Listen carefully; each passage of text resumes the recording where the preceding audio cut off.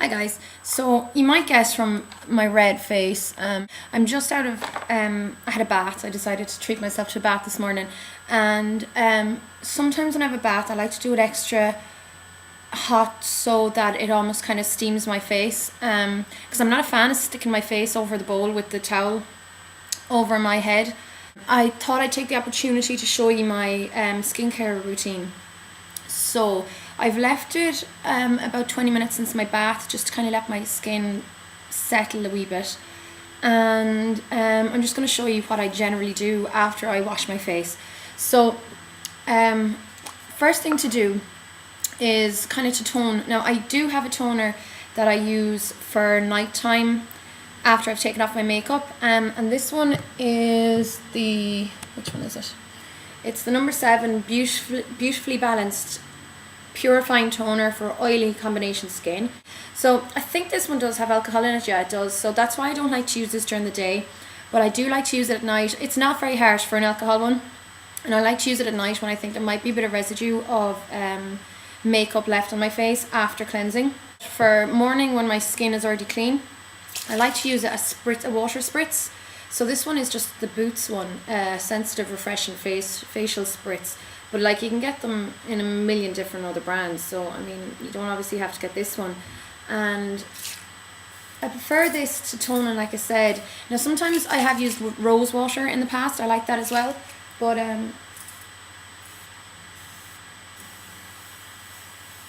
this feels lovely, especially when your skin is really when you are really hot and bothered. But yeah, I really like using this to tone my skin, just to kind of help tighten pores and stuff, and to calm the skin.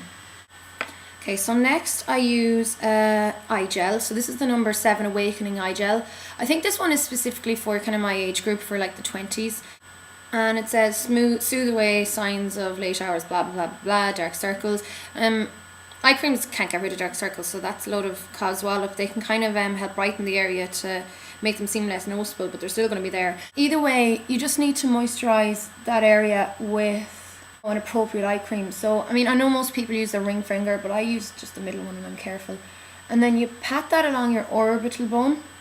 You don't need to actually bring it up here, because a lot of people tend to overload their eye area with eye cream, and this obviously isn't a good thing, because it can gather underneath the skin, because the skin there is like 4 times thinner than the rest of your skin, and it can kind of build up there and make it even more puffy, so you have to be careful. And your own body heat will help raise the product up to where it's needed.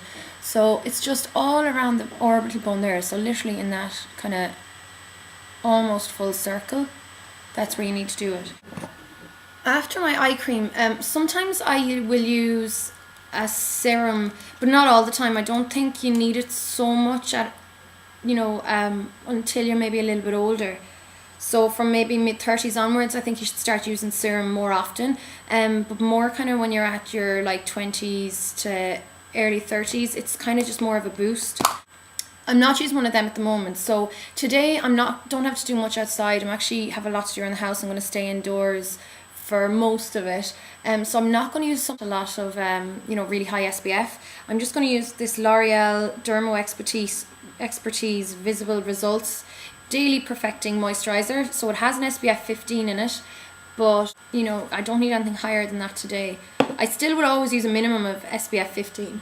So what I do is I just apply that all over my face and neck, and then kind of swirl it on in upward motions, if you know what I mean. And try not drag or pull at your skin like too much, because as you know, over a long period of time it can cause skin to sag and all that horrible stuff. So with the neck as well, it's up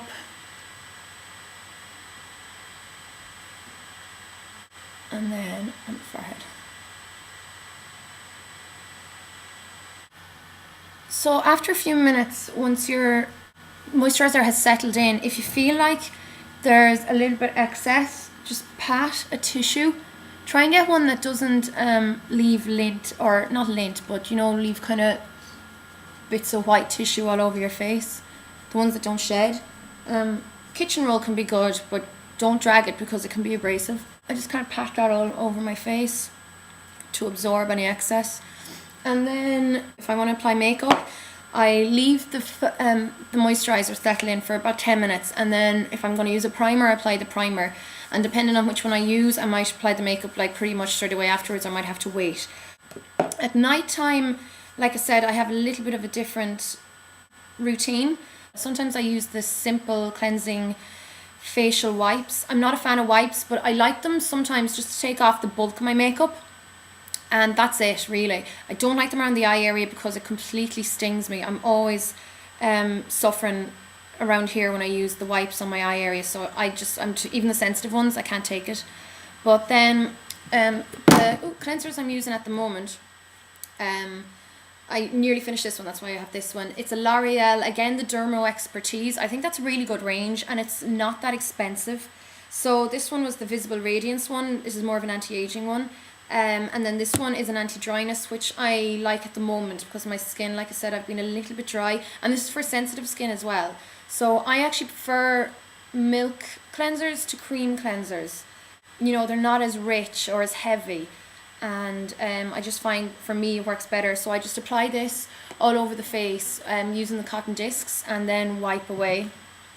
And then I always get a wet, like, cotton disc then afterwards, just wet with water, and wipe away the rest of it. And then usually use, like I said, this toner, the number 7 one that I was on about a while ago. So that's how I get rid of my makeup. Oh yeah, and then I use baby oil around my eye area. Now I know that might be a bit heavy for some. A lot of people don't like using oils around their eyes, but it suits me fine. I've been using it for years and it really does do the job. The simple Kind to Skin refreshing facial wash gel. So it's one of those soap-free ones, full of vitamins and free of color, you know, perfumes and that. And it's UK's #1 facial brand, so it must be decent. And again, it's not that expensive. So I think Simple is a really good brand. So I use that on my face, and then I like to maybe every 2 or 3 days I exfoliate, but I don't like using the scrubs because, you know, like the ones with the beads in them, because I find the beads are really hard to get off, and I find them, like, I don't know, usually shoved up around the hairline or something, like 1 or 2 of them. I know that's a silly excuse, but I just don't like them. I'm not a big fan of them. So I actually use, and this is not me telling you to use it, but this is just what I use, is one of these mitts, and I just really use it really light, a really light hand, and lightly, you know, go over the surface of my skin, concentrating in around the nose area and, you know, kind of over the eyebrows because of the skin is a bit funny there from all the plucking, and anywhere where I feel it's needed. So I just use this. Now you can get those facial discs as well for scrubbing, but I had one of them before and it was actually slightly more abrasive feeling than this, so I prefer this. And then once a week, usually on Sundays, I'll use a mud mask. So at the moment I'm using a Superdrug one, which was super cheap. So it has aloe vera in it as well, which helps moisturize and soothe, and, you know, it's one of those deep cleansing ones, so that just helps, draws out all the crap. Well, I think night creams are extremely important because obviously that's when your skin tries to regenerate itself and all the damage it's gotten over the day, you know, through pollution and etc, etc. So I think it's always important to use a rich one. Even if you have oily skin, still using moisturizer at night time, it's important, because with oily skin, you still might, you know, you can still get dehydrated, you still need moisture. So go for, you know, more water rich moisturizer. I'm just using, again, Superdrug. It's like, Superdrug I think is great for some of the more inexpensive products that do its job. This one is just called Natural High. It has organic soybean, natural cereal extract and canola oil, which doesn't really mean a whole lot to me, but it's good for your skin. Oh yeah, no, one last thing. No strips.